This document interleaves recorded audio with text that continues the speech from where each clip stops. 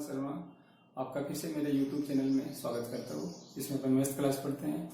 आपने मेरे वीडियो को इतना लाइक, इतना शेयर और इतने कमेंट्स किए हैं, उसके लिए आपको बहुत बहुत धन्यवाद है। जैसा कि मैंने आपको पिछली बार बोला था, इस बार अपन एक नया टॉपिक शुरू करेंगे। इसका नाम है लोकस। 10th क्लास का चैप्टर है और ये 10 नंबर का चैप्टर है ये अपने पास। तो इसको मैं शुरू करता हूँ। लोकस क्या होता है?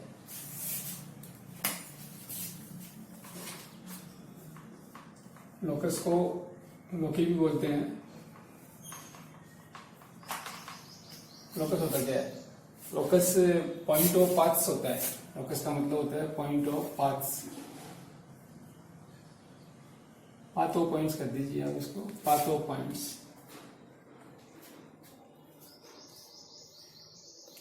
लोकस का मतलब होता है कि पॉइंट्स का एक ऐसा पाथ जो एक सर्टेन रूल्स का पालन करते हैं, एक सर्टेन कंडीशंस का मतलब फॉलो करते हैं, उसको मतलब अपन लोकस बोलते हैं। जैसे कि मान लो कि ये अपने पास एक पॉइंट है, ये फिक्स पॉइंट है अपने पास, इसका नाम दे दिया अपने ओ। ये मूव नहीं कर सकता, ये फिक्स है। मान लो एक पॉइंट यहाँ पे पी है, दूसरा पॉइंट अपने लिया है पी।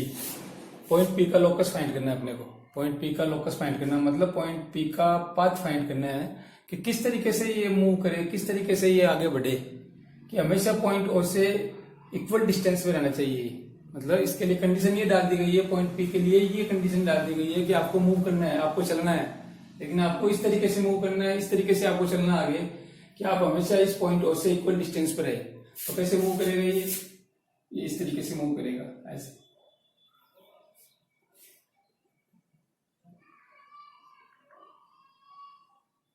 इस तरीके से अपने पास क्या फिगर प्राप्त हो जाता है? ये एक सर्किल बन जाता है, ये पूरा एक सर्किल बन जाएगा। अब सर्किल बन जाएगा तो ये पॉइंट पी यहाँ पे है तो भी ओ से इक्वल डिस्टेंस पे रहेगा। अगर पॉइंट पी यहाँ पे आ गया तो भी ये पॉइंट ओ से फिक्स डिस्टेंस पे रहेगा। ये पॉइंट पी यहाँ पे आ गया तो भी इक्वल डिस्टेंस पे रहेगा। ये सारे डिस्टेंस है, इसको अपन आर से लिखते हैं, इसको अपन रेडियस ऑफ सर्किल बोलते हैं। फिक्स पॉइंट है, इसको अपन सेंटर ऑफ सर्किल बोलते हैं। तो पॉइंट पी का लोकस क्या हो गया? सर्किल। पॉइंट पी का लोकस हो गया सर्किल। इसी तरीके से मान लो मैं दूसरा एग्जांपल देता हूं आपको कि मान लो अपने पास दो पैरेलल लाइंस है, दो पैरेलल लाइंस है अपने पास। एक का नाम दे दिया मैंने एल, दूसरे का नाम दे दिया एम। ये दो पैरेलल लाइंस है। पैरेलल लाइंस आप जानते हैं कि the lines which never meets, जो कभी भी एक दूसरे को इंटरसेक्ट नहीं करती है और आपस में हमेशा इक्वल डिस्टेंस पर रहती है, उसको पैरेलल लाइंस बोलते हैं। अब मान लो यहाँ पे एक पॉइंट लिया अपन ने डी, यहाँ पे एक पॉइंट डी लिया है। ये पॉइंट डी है वो दोनों से इक्वल डिस्टेंस पे है, इन दोनों लाइन से इक्वल डिस्टेंस पे है, दोनों से इक्वल डिस्टेंस पे। अब इस पॉइंट डी को मूव करना है, इस पॉइंट डी का लोकस फाइंड करना है। तो ये पॉइंट डी किस तरीके से मूव करे, पॉइंट डी किस तरीके से मूव करे कि हमेशा इक्वल डिस्टेंस पे रहे, इन दोनों लाइनों से हमेशा इक्वल डिस्टेंस पे रहे। तो क्या करेंगे? पॉइंट डी को इस तरीके से मूव करना पड़ेगा। अगर ये ऐसे मूव करेगा तो अपने को एक और पैरेलल लाइन प्राप्त हो जाएगी, एक और we get another parallel line, जो जिसका नाम मान लो मैंने एन दे दिया। तो ये जो लाइन एन है, इस पे कहीं पर भी मूव करेगा ये पॉइंट डी, तो वो हमेशा दोनों लाइनों से एल और एम से इक्वल डिस्टेंस पे रहेगा। तो पॉइंट डी का लोकस क्या हो गया? ये आपको ऐसे क्वेश्चन पूछ ले कि what is the locus of a point which is equidistant from two parallel lines, तो आपका आंसर क्या होना चाहिए कि the locus of the point which is equidistance from two parallel lines is an another parallel lines which is equidistance from both the lines. इस line पे अगर ये मूव करेगा पॉइंट डी तो हमेशा इक्वल डिस्टेंस पे रहेगा। तो ये सर्किल का बताया मैंने आपको, पैरेलल लाइंस का बताया आपको। उसके बाद में अपन एक और लोकस फाइंड करते हैं। तीसरा एग्जांपल मैं आपको देता हूँ। मान लो कि ये दो पॉइंट्स है पी और क्यू, ये टू डिस्टिंक्ट पॉइंट है पी और क्यू, और यहाँ पे एक पॉइंट आर अपने पास। ये दोनों फिक्स पॉइंट है, पी और क्यू फिक्स पॉइंट है और आर है वो मूविंग पॉइंट है। पॉइंट आर का लोकस फाइंड करना है अपने को। कैसे फाइंड करेंगे? इस आर ये पॉइंट आर है वो किस तरीके से मूव करे कि वो हमेशा पी और क्यू से इक्वल डिस्टेंस पे रहे। अभी ये पी और क्यू से इक्वल डिस्टेंस पे है, अभी ये पॉइंट आर है वो पॉइंट पी और क्यू से इक्वल डिस्टेंस पे है, इस समय ये डिस्टेंस इक्वल है। तो इसका लोकस क्या होगा? तो मैं इस लाइन को ज्वाइन कर देता हूं। इसका लोकस क्या होगा? इसका लोकस होगा, इसका एक परपेंडिकुलर बाइसेक्टर खींचिए। इसका आर से पी क्यू के ऊपर एक परपेंडिकुलर बाइसेक्टर खींचिए। मान लो ये मैंने आर टी परपेंडिकुलर बाइसेक्टर खींच दिया। अब इसी परपेंडिकुलर बाइसेक्टर पे पॉइंट आर कहीं पर भी आएगा, मान लो पॉइंट आर यहाँ पे आ गया, तो भी हमेशा इक्वल डिस्टेंस पे रहेगा। ये पॉइंट पी और क्यू से हमेशा इक्वल डिस्टेंस पे रहेगा। अगर ये मान लो आर यहाँ पे आ गया तो भी हमेशा इक्वल डिस्टेंस पे रहेगा। तो मेरे कहने का मतलब है कि locus of a point which is equidistant from two distinct points is the perpendicular bisector of the line joining the two given points. तो ये तीसरा आपको पॉइंट ध्यान रखना है। तीन बातें। एक बात और बताता हूँ आपको लोकस के बारे में, एक एग्जांपल और देता हूँ मैं आपको। जैसे मान लो टू इंटरसेक्टिंग लाइंस है,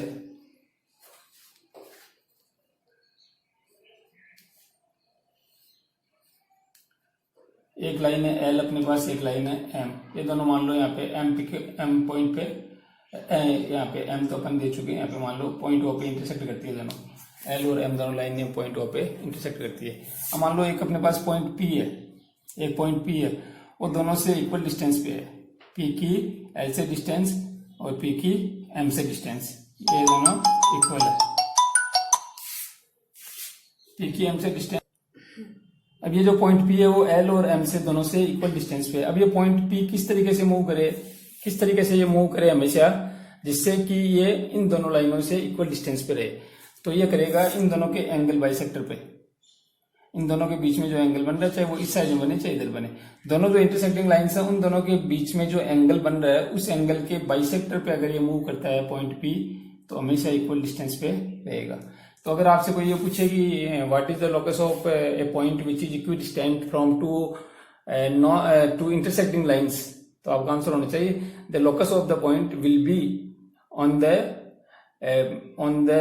angle bisector of that these two lines. इन दोनों का जो एंगल बाइसेक्टर होगा उसके ऊपर अगर मूव करेगा तो ये इसका लोकस होगा। ये लोकस के बारे में कुछ एग्जांपल्स थे। अब मैं आगे इसके बारे में कुछ और बताता हूँ आपको। Now we will discuss about some important definitions which is related to this chapter. First, I tell you about the altitude. What is the altitude?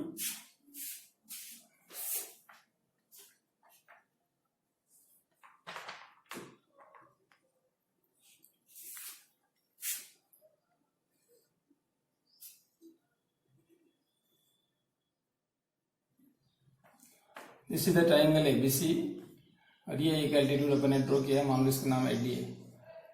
तो एल्टीट्यूड का मतलब होता है कि the line drawn from the any vertex to the opposite sides which make a 90 degree angle at the opposite side, that is called altitude. तो किसी भी triangle के अंदर 3 एल्टीट्यूड्स होते हैं, कोई भी ट्राइंगल्स होता है उसके अंदर 3 एल्टीट्यूड्स होते हैं। तो जैसे दूसरा एल्टीट्यूड अपन ने वर्टेक्स बी से ड्रॉ कर दिया, मान लो इसका नाम मैंने बी दे दिया। तीसरा एल्टीट्यूड वर्टेक्स सी से ड्रॉ कर दिया, इसका अपन ने नाम दे दिया एफ दे दिया। यहाँ पे ये तीनों एल्टीट्यूड जहाँ पे मीट करते हैं वहां पे मान लो मैंने ओ लिख दिया। तो यहाँ पे एक डेफिनेशन और निकल के आती है कि concurrent lines. What are the concurrent lines? तो कॉन्करेंट लाइंस की डेफिनेशन बता रहा हूँ मैं आपको। थ्री और more lines which passes through the same point is called concurrent lines. और जहाँ पे तीनों मीट करती है उसको बोलते हैं पॉइंट ऑफ कॉन्करेंसी। जैसे यहाँ पे ओ पे मीट कर रही है 3 लाइन्स है, ये एक एडी हो गई, एक बी हो गई, एक सी एफ हो गई। ये जहाँ पे मीट करती है तीनों लाइनें जहाँ पे मीट करती है उसको पॉइंट ऑफ कॉन्करेंसी बोलते हैं। ये अलग अलग मीडियंस के लिए उसका नाम अलग होता है, एल्टीट्यूड्स के लिए अलग होता है, परपेंडिकुलर बाइसेक्टर्स के लिए अलग नेम होता है इसका।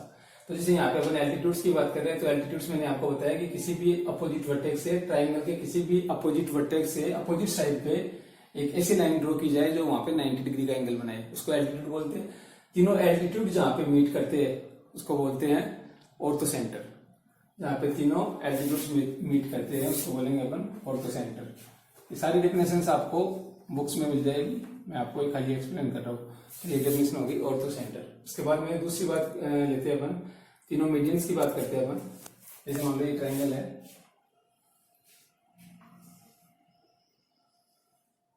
अपने पास ट्राइंगल है एबीसी। मीडियंस होती क्या है पहले आप ये समझ लो। मीडियंस होती है any line drawn from the any vertex to the opposite sides which divide the opposite side into 2 equal parts. Opposite side पे 2 इक्वल पार्ट्स होना जरूरी है। मीडियंस होती है वो अपोजिट साइड के 2 इक्वल पार्ट्स करती है। जैसे मान लो मैंने एक मीडियन यहां से खींची, ड्रॉ की एडी, दूसरी मीडियन बी से ड्रॉ की, मान लो इसका नाम दे दिया मैंने बी। तीसरी मीडियन सी से ड्रॉ की, मान लो इसका नाम दे दिया सी एफ। इस तरीके से 3 मीडियंस हो गई। ये तीनों मीडियंस जहाँ पे मीट करती है उसको अपन बोलते हैं सेंट्रोइड, उसको जी से या ओ से डिनोट करते हैं। तो सेंट्रोइड की डेफिनेशन आ जाती है यहाँ पे, मेन डेफिनेशन सेंट्रोइड।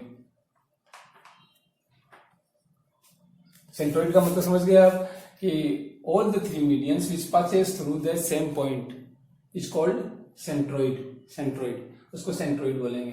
और मीडियंस आपको बता दिया कि जो अपोजिट साइड के 2 इक्वल पार्ट्स में डिवाइड करती है, अपोजिट साइड को 2 इक्वल पार्ट्स में डिवाइड करती है। तो ये मीडियंस के बारे में हो गया, एल्टीट्यूड्स के बारे में हो गया। एक परपेंडिकुलर बाइसेक्टर के बारे में। परपेंडिकुलर बाइसेक्टर क्या होता है? जैसे मान लो ये फिर से अपन एक ट्रायंगल बनाया एबीसी। परपेंडिकुलर बाइसेक्टर का मतलब ये होता है कि जो अपोजिट साइड को बाइसेक्ट भी करे और वहां पे 90 डिग्री का एंगल भी बने, वहां पे राइट एंगल भी बनना चाहिए। जैसे एक मैंने परपेंडिकुलर बाइसेक्टर ड्रॉ किया एडी। ये एडी क्या कर रहा है यहाँ पे, अब बीडी इक्वल टू डीसी हो जाएगा, दोनों पार्ट इक्वल हो जाएंगे और साथ में यहाँ पे 90 का एंगल भी बनेगा। बी से ड्रॉ किया परपेंडिकुलर बाइसेक्टर, इसका नाम दे दिया बी। तो यहाँ पे वही बात होगी, ए और सी आपस में इक्वल हो जाएंगे और यहाँ पे 90 डिग्री का एंगल भी बनेगा। तीसरा अपन ने खींचा सी एफ। तो इस तरीके से 3 एल्टीट्यूड ड्रॉ किए हैं। तीनों एल्टीट्यूड जहाँ पे मिलते हैं, तीनों एल्टीट्यूड से जहाँ पे अपने तीनों परपेंडिकुलर बाइसेक्टर की बात कर रहे थे ना अपन, परपेंडिकुलर बाइसेक्टर से जहाँ पे तीनों मीट करते हैं उसको क्या बोलते हैं अपन, सर्कम सेंटर। जहाँ पे तीनों बाइसेक्टर्स मीट करते हैं परपेंडिकुलर बाइसेक्टर, उस पॉइंट को क्या बोलते हैं, सर्कम सेंटर। तो ये एक डेफिनेशन आपके पास सर्कम सेंटर की आ गई। इसके बाद में एक बात और करते हैं। जैसे मान लो ये ट्रायंगल है,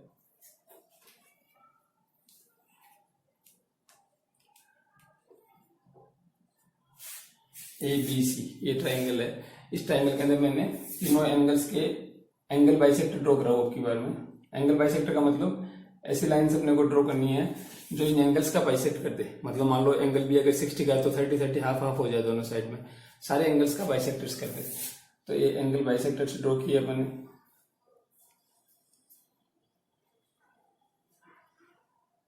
ये एंगल बाइसेक्टर। अब जहां पे तीनों एंगल बाइसेक्टर से मीट करते हैं, जहां पे तीनों एंगल बाइसेक्टर्स मीट करते हैं उसको बोलते हैं इन सेंटर। तीनों एंगल बाइसेक्टर्स मीट करते हैं उसको बोलते हैं इन सेंटर। तो मैंने आज आपको क्या बताया, एल्टीट्यूड्स के बारे में बताया, आपको मीडियंस के बारे में बताया कि मीडियंस क्या होती है, साथ में एल्टीट्यूड्स जहां पे मीट होते हैं उसको ऑर्थो सेंटर बोलते हैं, जहां पे तीनों मीडियंस मीट करते हैं फिक्स पॉइंट पे उसको सेंट्रोइड बोलते हैं, जहां पे परपेंडिकुलर बाइसेक्टर्स मीट करते हैं उसको सर्कम सेंटर बोलते हैं, और जहां पे एंगल बाइसेक्टर्स मीट करते हैं उसको इन सेंटर बोलते हैं। ये इतनी सारी डेफिनेशंस मैंने आपको आज बताई। अब ये जो मीडियंस के बारे में एक इंपॉर्टेंट थ्योरम आपके आएगी जो मैं आपको नेक्स्ट वीडियो के अंदर बताऊंगा। इसके कुछ बेसिक्स और बताता हूँ इस थ्योरम के बारे में। इस थ्योरम के अंदर ये होती है कि जो ट्रायंगल होता है उसकी ऑल द 3 मीडियंस वो एक फिक्स पॉइंट से पास होती है, मतलब कॉन्क्यूरेंट होती है वो। और जहां पे ये जो फिक्स पॉइंट होता है वहां पे मीडियन 2:1 के रेशियो में डिवाइड हो जाती है। इसके बारे में पूरे विस्तार से अपन नेक्स्ट वीडियो में पढ़ेंगे, लेकिन मैं थोड़ा सा एक्सप्लेन कर रहा हूँ आपको। जैसे ये जो मीडियन है, एडी मीडियन है अपने पास, वो उसका यहाँ पे 2 पार्ट हो गया, एजी और जीडी। इनमें हमेशा क्या रेशियो आएगा, एजी रेशियो जीडी, हमेशा 2:1 आएगा। और ऐसे बीजी और जी का रेशियो है, बीजी और जी का रेशियो वो भी 2:1 आएगा। ऐसे सीजी और जीएफ का रेशियो है वो भी 2:1 आएगा। मतलब अगर ये इसका हमेशा डबल पार्ट होगा, मतलब जी और जीडी का हमेशा डबल पार्ट होगा, मतलब इनका रेशियो हमेशा मतलब 2:1 में आएगा। इसी को अगर आप उल्टा लिखोगे, जैसे आप एजी रेशियो जीडी की जगह जीडी रेशियो एजी लिखते हैं तो 1:2 हो जाएगा। ऐसे ही यहाँ पे जी रेशियो बीजी लिखते हैं तो 1:2 हो जाएगा। तो एक ये अपने को ध्यान रखना है। और जैसे इसके ऊपर बहुत सारे क्वेश्चंस भी आपके आएंगे, एजी अपॉन जीडी इक्वल टू 2/1। अब मान लो आपको एजी अपॉन जीडी की जगह आपको एडी अपॉन एजी निकालना है, एडी अपॉन एजी निकालना है। मान लो आपको एडी और एजी के बीच में क्या रेशियो होगा ये फाइंड करना है आपको। कैसे फाइंड करोगे, एडी कितनी हो गई, एडी 2 + 1 3, एडी होगी 3। एजी कितनी है 2, तो 3/2 हो जाएगा। इसी को अगर अपन एजी को अगर इसका रेसिप्रोकल कर दे तो एजी अपॉन एडी है वो 2/3 हो जाएगा। इस तरीके से अपन कोई भी रेशियो निकाल सकते हैं। और इसका निकालने का जो आगे मेथड है, जैसे ये जो रिजल्ट आप लेके आए उस रिजल्ट को आप इस तरीके से भी समझ सकते हो कि आप यहाँ से दोबारा स्टार्ट करो। ये जो अपना रिजल्ट आया था AG upon G D equal to 2/1, इसका रेसिप्रोकल कर दीजिए तो यह आ जाएगा G D upon AG equal to 1/2। दोनों साइड के अंदर एडिंग 1 बोथ द साइड, दोनों साइड में 1 ऐड कर दीजिए, दोनों साइड में 1 ऐड कर दिया। एजी एलसीएम ले लीजिए तो ये हो जाएगा G D plus A G equal to 1 + 2। तो G D plus A G diagram में देखिए, जी डी प्लस एजी मिलकर क्या बन जाता है एडी, तो ये आ गया अपना एडी अपॉन एजी और 1 + 2 कितना हो गया 3/2। तो ये अपना रिजल्ट आ जाता है एडी अपॉन एजी 3/2। ये डायरेक्ट अपन याद रख सकते हैं, डायरेक्ट कोई भी रेशियो निकाल सकते हैं। ये सब मीडियंस के लिए मतलब ये चीज लागू होती है। तो आज के लिए अपन इतना करेंगे। आज के लिए ये डेफिनेशंस वगैरह ये आप पढ़िए, ये बेसिक्स है चैप्टर्स के। और कल फिर आगे है, कल फिर आगे अपन एक थ्योरम में रिलेटेड, ये पूरी थ्योरम में आपको प्रूव करके बताऊंगा। कई बार ये एग्जाम्स में पूछी जाती है। और इसके अलावा 1-2 इंपोर्टेंट क्वेश्चंस है वो भी अपन सॉल्व करेंगे। तो फिलहाल के लिए, तो आज के लिए इस वीडियो के लिए इतना ही करते हैं। तो अब जाते जाते अपन थोड़ी सी आपस की बात कर लेते हैं, कुछ बातें जो आपसे हमेशा मैं शेयर करता हूँ उसके बारे में। अब जैसे आप 10th क्लास की एग्जाम दे रहे हो या दे चुके हो, तो हमेशा अपने को स्टूडेंट्स को करियर के बारे में चिंता रहती है कि मैं कौन सा सब्जेक्ट लूँ, क्या किस फील्ड में आगे बढ़ूँ। तो इसके लिए आप क्या करें कि आप अपने मन की बात सुने। सबसे पहले जरूरी है कि आप क्या बनना चाहते हो, वास्तव में आप बनना क्या चाहते हैं। अगर आप डॉक्टर बनना चाहते हैं, साइंस बायो चूज करिए। अगर आप इंजीनियरिंग फील्ड में जाना चाहते हैं, साइंस मैथमेटिक्स यूज करिए।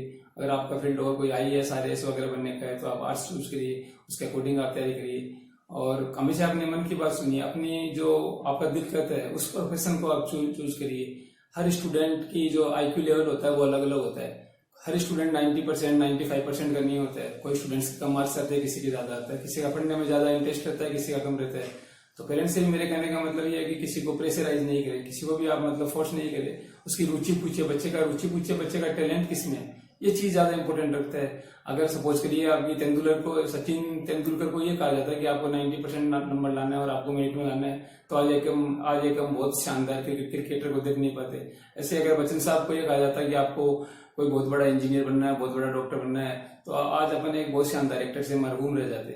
तो मेरे कहने का मतलब यही है कि अगर आपका टैलेंट अगर सिंगिंग में, अगर आपका टैलेंट अगर म्यूजिक में, अगर आप एक वाइल्ड लाइफ फोटोग्राफर बनना चाहते हैं, अगर आप सिंगर बनना चाहते हैं, म्यूजिशियन बनना चाहते हैं, आप जिस फील्ड में जाना चाहते हैं, पत्रकार बनना चाहते हैं, जो भी बनना चाहते हैं आप उस फील्ड को चूज करिए। पढ़ाई साथ साथ चलती रहेगी, स्टडी भी इंपॉर्टेंट है, स्टडी आप करते रहिए, स्टडी से मतलब नहीं है, लेकिन मार्क्स के पीछे मत भागिए। अगर आपका जो जिस चीज में आपकी रुचि है उसमें आगे बढ़िए। अपने पेरेंट्स को बताइए कि मेरा टैलेंट इसमें, मेरी हॉबी इसमें, मेरी रुचि इसमें। और उससे सबसे बड़ा फायदा आपको एक ये भी होगा कि जब आप काम पे जाएंगे तो आपको वो काम बोझ नहीं लगेगा, उस काम में आपको मजा आएगा। आपको ये नहीं लगेगा कि मैं काम पे जा रहा हूँ, आपको लगेगा मैं एंजॉय करने जा रहा हूँ। तो इसी के साथ मैं आपसे आज इतनी बात करना चाहता हूँ। और ये मेरा जो वीडियो वो आशा आपको पसंद आया होगा। इसको अधिक से अधिक लाइक और सब्सक्राइब करिएगा। थैंक्स।